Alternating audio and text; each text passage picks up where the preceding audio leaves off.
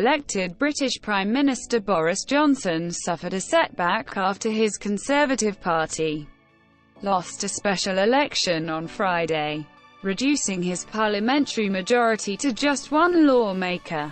The election was seen as a test for Johnson whether his appeal and hardline Brexit stance would translate to victory for the incumbent Conservative Member of Parliament. But the party was defeated for the seat of Brecon and Radnorshire in Wales by Jane Dodds of the opposition Liberal Democrats. Boris Johnson's government sets aside additional $2.8 billion to deal with potential no-deal Brexit fallout. Dodds won 43% of the vote, while Conservative Chris Davies, who had to defend the seat after he was convicted and fined for expenses fraud, received 39% of the vote.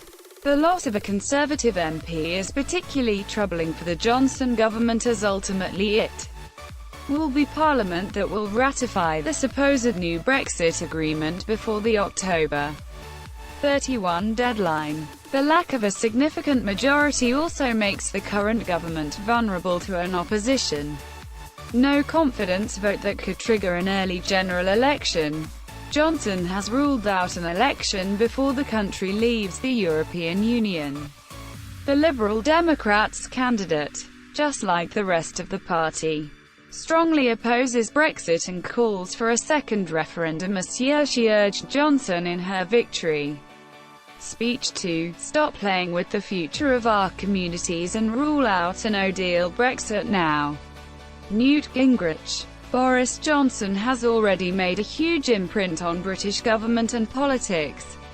Johnson has promised and recently reiterated his seriousness of leaving the EU by the October 31 deadline, with or without a deal. The Parliament previously rejected the plan to leave the bloc without the deal. It also opposed former Theresa May's withdrawal deal, with Tory rebels saying the deal was flawed and didn't address concerns regarding the sensitive issue of the Irish border. The EU, meanwhile, said this week that the negotiations won't be reopened, even as Johnson promises he will get Britain a better deal. The British government has set aside an additional $2.8 billion, £2.1 billion, in preparation for a no-deal Brexit.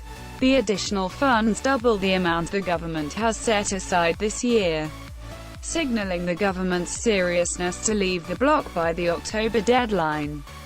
Click here to get the Fox News app. The extra money is planned to be used on more border force officers and upgrades to transport infrastructure at ports in the event of so-called hard Brexit.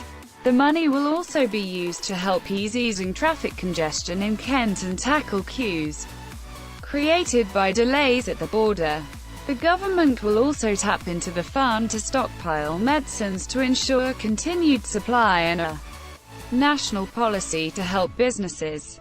The Associated Press contributed to this report. If you like this video, please hit like and subscribe to Tom Snout.